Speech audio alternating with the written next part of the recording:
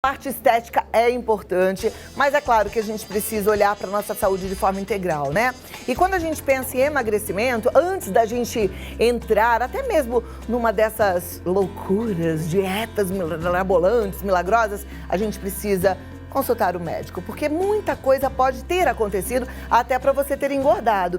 Tem gente que não só engordou, mas está se sentindo super triste. Tem gente que acha que está com depressão. Tem gente que não está entendendo o que acontece com o seu corpo e até com a sua mente, porque não foi ao médico e descobriu algo importante na saúde. A gente vai falar hoje sobre tireoide. E eu tô falando tudo isso porque a tireoide pode influenciar em tudo isso que eu falei. Você pode engordar, pode sentir sintomas de depressão, pode sentir cansaço, fadiga, desânimo. E olha, gente, é tão importante você consultar um endocrinologista. Antes de qualquer coisa, vá a um bom médico. E eu recebo um que é maravilhoso, Dr. Filippo Pedrinola. Ai, que saudade de você. Receba um abraço. Não pode abraçar, né? Tem que ser assim, né? Tem que ser assim, ó. Mas finge que eu te dei um abração, tá bom? Vamos acumular para a próxima. Vamos sentar aqui pra gente conversar. Doutor, obrigada pelo seu tempo. Sei que você tem um tempo aí precioso e pra gente é uma alegria te receber. Me fala uma coisa, nem todo mundo sabe que tem um problema na tireoide, né? Eu fico imaginando. A maioria não sabe mesmo, né? E eu costumo brincar, chamar a tireoide de a pequena notável.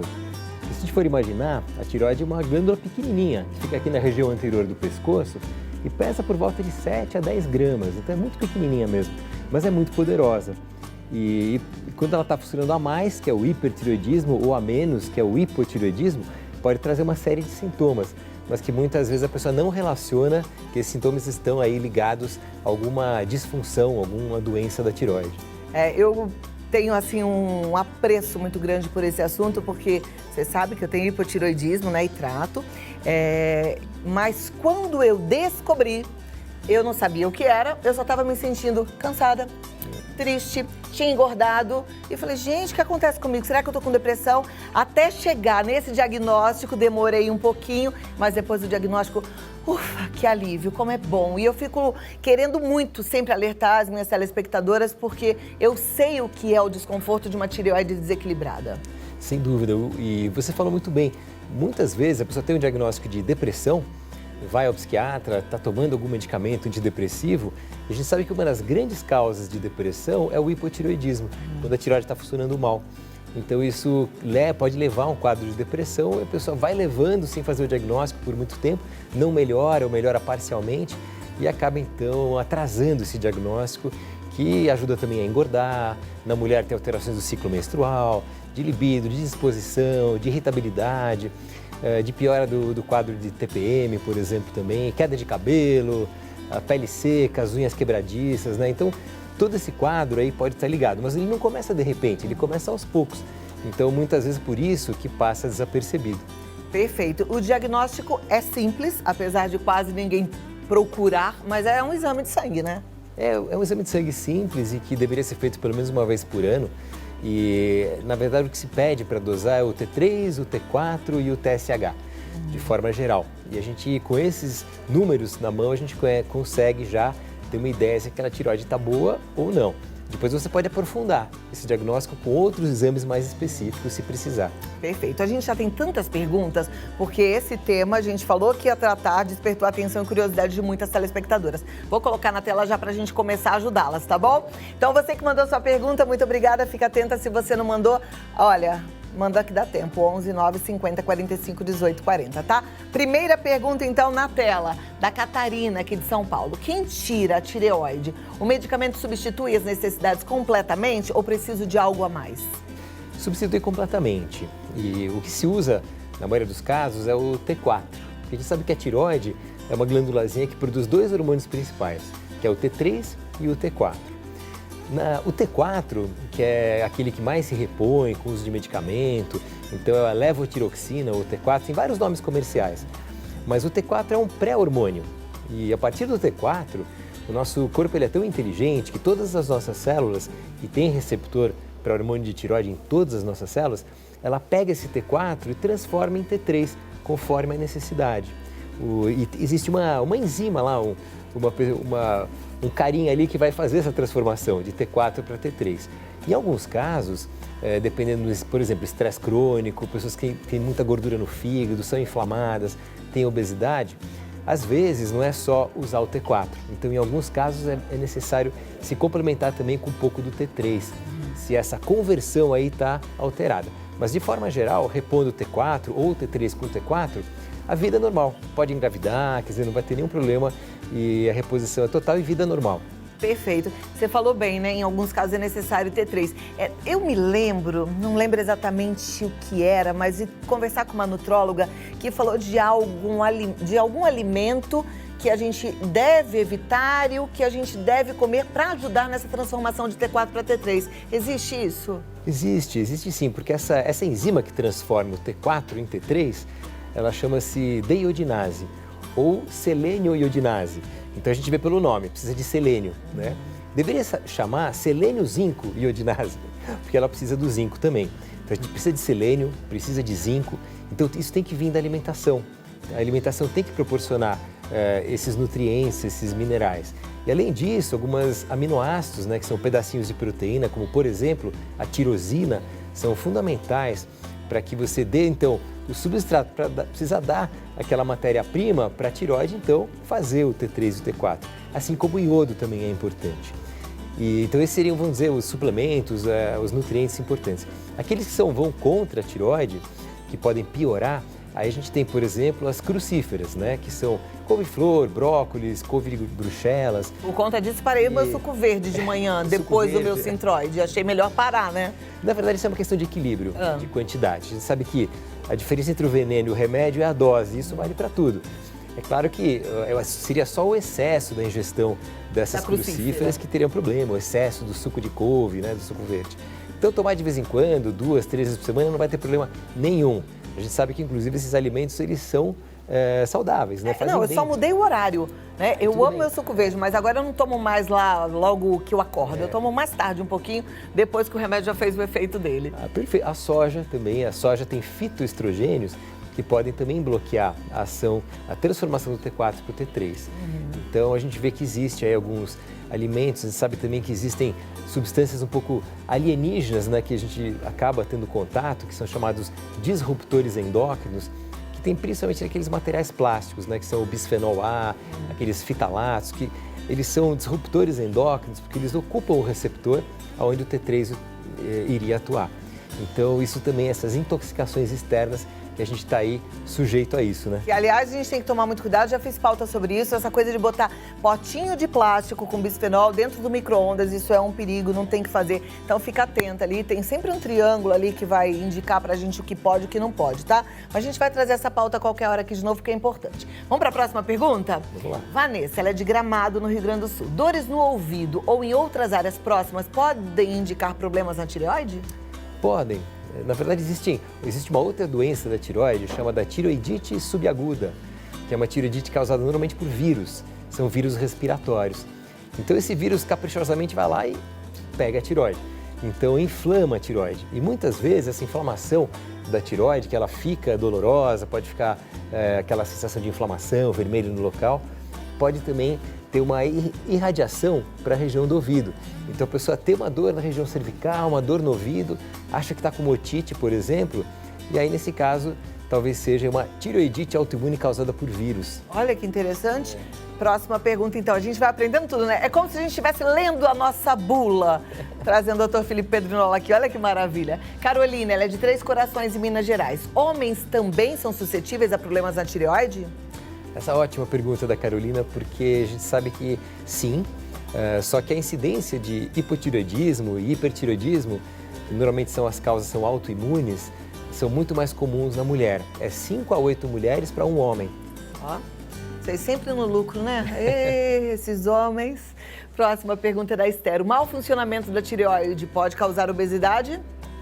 Pode, apesar de que muita gente vai no médico, e eu vejo isso no meu dia a dia, fala assim, doutor, eu como certinho, faço exercício e não sei o que acontece que eu não emagreço, então deve ser minha tireoide, né? Então as pessoas, na verdade, torcem para que seja tireoide.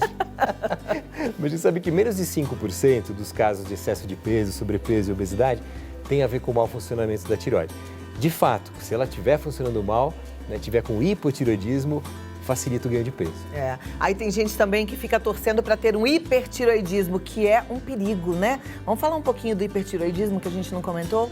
O hipertiroidismo, a maior causa também é autoimune, assim como o hipo, né? O hipo é o Hashimoto, né? A doença de Hashimoto. E o hipertiroidismo, a causa mais comum é chamada doença de Graves, que também o corpo começa a fazer anticorpos contra a glândula, só que eles são anticorpos estimuladores. Então essa glândula começa a funcionar mais, então fica hiperativa e aumentar a produção do T3 e do T4. E assim, pode emagrecer? Pode, mas não dorme, tem nervosismo, sudorese, alteração do ciclo menstrual na mulher, queda de cabelo, uma série de sintomas, taquicardia. Então não vale a pena e sem dúvida é uma situação mais difícil de tratar do que o hipotiroidismo. O hipertiroidismo já é um pouquinho de mais difícil controle, mas também bastante tratável. Melhor é a gente sempre querer ter saúde, né? Ter vergonha na cara e comer direitinho. O doutor Felipe Pernola, ele sempre que eu vou no consultório, ele fala assim, bom, você deu uma engordadinha, mas você aproveitou? Aproveitei, comeu bastante chocolate, bastante boi. Olha o que eu vou comer hoje ali, doutor, você já viu? Tá com uma cara boa. É um negócio, gente, essa produção, eles querem acabar com a minha dieta sempre, mas não ligo não, eu vou comer mesmo. Estou falando isso na frente do médico, ele falou que tudo bem. É o prazer da vida, né? Não é? De vez em quando um pouquinho pode, né? Pode, exatamente. Pode de tudo, mas não pode tudo. É de tudo um pouco. É de tudo um pouco. Tá certo. Próxima pergunta, vamos para a tela, gente. Deixa eu ver de quem é a pergunta. A tela agora ficou coloridinha. A Dimas, de Andradina, São Paulo. O uso do iodo pode prevenir doenças da tireoide? O iodo é fundamental, porque sem o iodo a gente não consegue produzir T3 nem T4. E há muitos anos atrás, na década de 80, como no Brasil ainda tinha algumas regiões mais, vamos dizer assim, mais remotas do Brasil, onde as pessoas tinham muito bócio, aquele pescoço que ficava grande, e esse bócio tiroidiano, ele era causado por deficiência de iodo. Então, por volta da década de 80, 80 e poucos, existiu uma lei, né, onde se obrigou a iodação do sal. Então, hoje no Brasil, assim como nos países desenvolvidos, né, ao redor do mundo, o nosso sal ele é iodado, então a gente já tira o iodo do sal, né?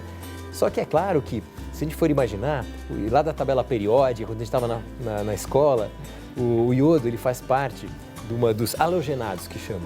Então a gente tem ali o iodo, mas tem também o flúor. A gente sabe que existe um excesso do uso de flúor, então a pessoa vai lá, usa aquela pasta cheia de flúor, o flúor compete com o iodo. Assim como o cloro, né? O cloro está na água, no chuveiro, aquele vapor, né? Aquilo a gente aumenta, adquire mais cloro. A gente também tem água fluoretada, né, no Brasil? Tem também. Então esse excesso do flúor, o excesso do cloro, o excesso do boro, o boro está muito na farinha, nas farinhas. Então, por exemplo, a pessoa acordou cedo, aí foi lá, escovou o dente com a pasta cheia de flúor. Daí depois tomou um banho quente, cheio de cloro. Aí depois senta na mesa para tomar o café da manhã e come aquele pão que pode ter muito boro. Então, na verdade, apesar do nosso sal ser iodado, a gente pode também sofrer competições, a nossa tireoide sofrer competições do iodo, para o iodo funcionar. Mas o iodo é fundamental. Agora, o iodo demais também faz mal para a tireoide. O de menos e o de mais, né? Porque o excesso do iodo, e começou a ser uma certa moda se usar iodo para fortalecer a tireoide, pode também levar ao aparecimento do Hashimoto, né? Então o excesso de iodo é ruim, o excesso de iodo pode também diminuir a vascularização, os vasos sanguíneos da tireoide. Então o excesso também é ruim, tem que tomar muito cuidado com essa história de suplementar o iodo. A joia. Paula, de Gravataí, no Rio Grande do Sul. Crianças podem ter problemas na tireoide? Se sim, quais são os sinais? Pode. Tem as crianças, aquele teste do pezinho que se faz quando já na maternidade, é para ver se essa criança nasceu com hipotireoidismo.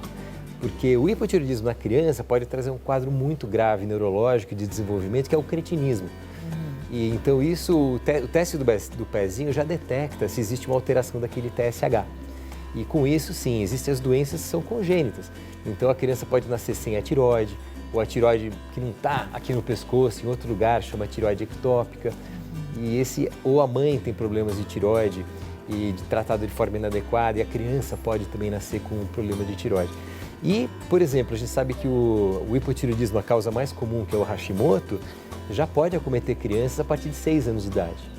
Então, pode sim, e também faz parte de um rastreio aí anual. Olha, tem muita criança nascendo em casa e aí as mães esquecem de levar para fazer o teste do pezinho. Não pode esquecer, né? Porque as mães resolveram agora voltar no tempo e ter bebê tudo em casa. Já ouviu falar dessa moda? Mas tem que lembrar de depois levar para fazer o teste do pezinho, né? Berenice, de Santarém, no Pará. Onde é mais confiável comprar a medicação para tireoide? Na farmácia comum ou na de manipulação? Na minha prática, eu prefiro que seja na farmácia normal. Porque quando a gente fala de hormônios da tireoide, tanto o T3 como o T4 são microgramas, não são miligramas, né? E microgramas é muito difícil de manipular, né? É claro que existem muitas farmácias muito boas, mas esse pequeno erro, se acontecer, de ao invés de ser miligramas virar miligramas, né? Então de microgramas para miligramas tem um oceano no meio. São 1000 unidades, gente. Eu que diga porque eu já fui vítima disso e quase morri. Você sabe, né?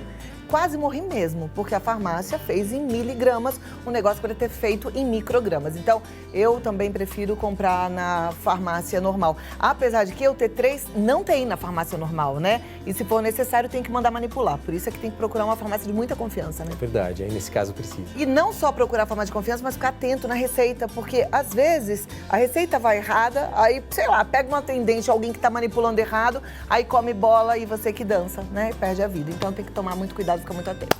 Mais alguma consideração, doutor? Bom, nódulos da tireoide, né? A gente não falou. Isso é importantíssimo. Né? E eu acho que nódulos é muito frequente na população. A gente sabe que nódulo na tireoide, acima de 40 anos de idade, 50% tem. Então, metade da população tem nódulo na tireoide e não sabe. Aí, de repente, vai lá fazer um ultrassom, aparece o nódulo na tireoide, fica 3 dias sem dormir. E é verdade, e acha que tá mas com câncer na tireoide. As né? pessoas pensam isso, não é? E não é. Não é porque a gente sabe que, é muito incidente, né? 50% da população tem. Só que é importante ver a característica desse nódulo no ultrassom. Então, se esse nódulo ele for menor do que 1 centímetro e não tiver características suspeitas, você não precisa nem fazer nada, nem precisa fazer aquela punção, que é aquele exame chatinho, né? A não ser que ele tenha essas características que seja maior que 1 centímetro. Senão você só acompanha. Acompanha e faz o ultrassom uma vez por ano, que é suficiente. Então, se aparecer um nódulo na sua tireoide, primeira coisa, muita calma nessa hora, procure o médico para ver. E provavelmente, a chance de um nódulo desse ser maligno é por volta de 5% só. Puxa, olha, isso é um bom dado, né? Até para quem de repente fala, eu vou ter que fazer a biópsia. Saber que é 5% de chance, quer dizer, é uma chance pequena e tomara que não aconteça com você. Isso é muito importante, maravilhoso. Que bom que você trouxe esse assunto. Então, todo mundo pode dormir em paz, né? De olho na saúde. Muito bom poder te receber, conversar aqui contigo sobre os problemas da tireoide.